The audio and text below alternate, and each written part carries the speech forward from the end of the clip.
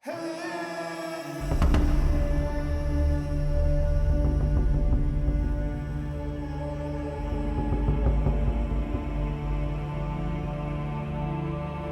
Dryas Muda, sekitar 12.800 tahun yang lalu, telah memaksa manusia zaman itu mengadopsi gaya hidup nomaden yang selalu berpindah tempat. Mereka harus meninggalkan tempat awal populasi manusia menetap untuk mencari daerah yang lebih dapat menunjang kehidupan. Bukti peninggalan masa krisis itu kita bisa lihat di reruntuhan yang dipercaya sebagai tempat ibadah kuno yang ada di Göbekli Tepe, wilayah Turki saat ini.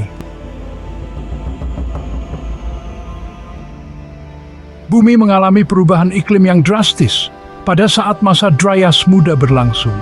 Kejadian itu merubah lanskap dunia, menenggelamkan kepulauan Atlantis dan menghapus kebudayaan manusia.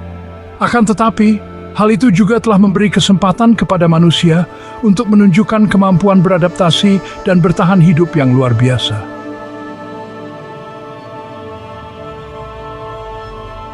Setelah masa Dryas Muda berakhir, iklim bumi memasuki masa yang lebih stabil. Manusia telah menyebar di berbagai belahan dunia dan mengembangkan berbagai keterampilan, seperti pertanian, perdagangan, dan struktur politik baru. Meninggalkan cara hidup nomaden yang berat, manusia mulai menata kembali peradabannya, mempopulasi wilayah-wilayah yang subur untuk membentuk kota-kota dan negara. Manusia di masa itu telah lama memuja para Anunnaki sebagai dewa-dewi. Anunnaki adalah makhluk luar angkasa dengan kemampuan teknologi yang sangat luar biasa. Dengan tinggi badan yang menjulang lebih dari 3 meter dan rentang umur ribuan tahun, mereka tampak sebagai makhluk yang abadi bagi manusia. Para Anunnaki telah lama menjadi raja-raja bagi manusia. Mereka telah mengajarkan dan membagi ilmu pengetahuan kepada manusia awal. Tetapi itu hanyalah cara agar manusia bisa berkembang biak dan memperbanyak pekerja yang mereka butuhkan untuk menambang emas. Pemujaan kepada makhluk-makhluk selain Tuhan pada realitasnya telah membuat kaum manusia tertindas. Sebelumnya, para Anunnaki telah mengajarkan manusia untuk menyembah mereka, dengan tujuan memudahkan mereka dalam mengontrol dan menjaga agar manusia tidak memberontak.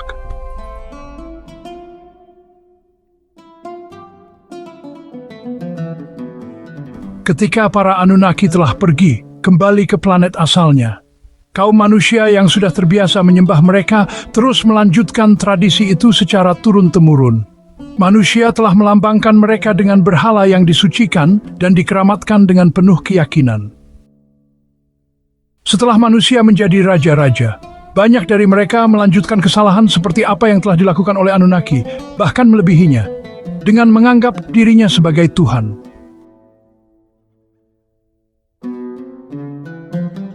Sekitar 6.000 tahun berselang dari berakhirnya masa Dryas Muda, lahirlah seorang bayi di kota Ur, wilayah Mesopotamia, yang diberi nama Abram, yang berarti kekasih ayah dalam bahasa Sumeria. Ayahnya adalah seorang pedagang yang bernama Terah. Abram nantinya akan dikenal sebagai Abraham atau Ibrahim dalam tradisi Islam. Menurut riwayat sejarah bangsa Ibrani, di malam kelahiran Abram, ayahnya mengundang teman-temannya, yang sebagian adalah pejabat kerajaan, penasehat, dan peramal raja, datang untuk berpesta hingga larut malam.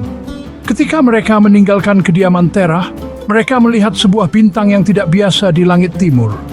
Bintang itu tampak membentang dari satu sisi langit ke sisi lainnya, dan kemudian seperti melahap 4 bintang lainnya.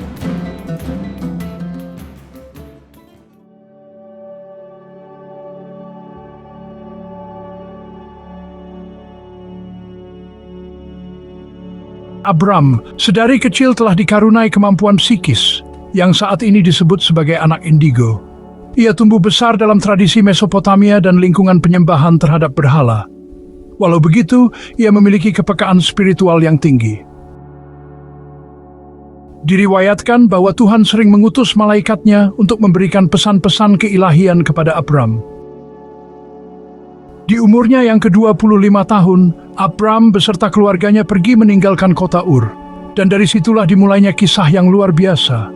Kisah perjalanan seorang manusia yang kelak akan menjadi bapak dari 2 bangsa besar, bangsa Arab dan bangsa Ibrani. Menjadi bapak dari para nabi-nabi yang secara estafet menyampaikan pesan keesaan Tuhan kepada umat manusia.